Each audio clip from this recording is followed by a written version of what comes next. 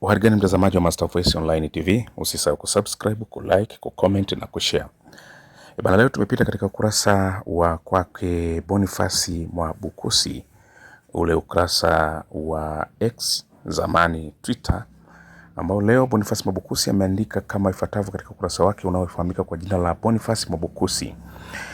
Ameandika, mpango na sheria yoyote inayotungwa kwa njia na sababu za kibaguzi ni uvunjifu wa sheria, katiba na mikataba ya kimataifa.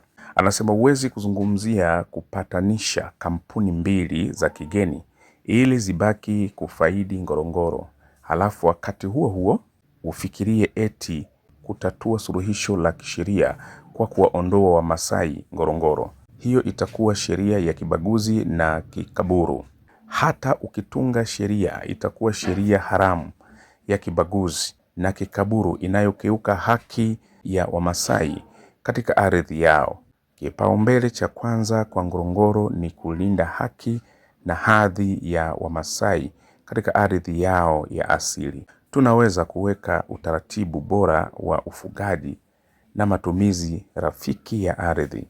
Ngorongoro is for Masai, sio kwa ajili ya mahoteli na wawindaji wa kigeni. Chini akamalizia akaandika, haki, ukweli na uwajibikaji vitaliponya taifa.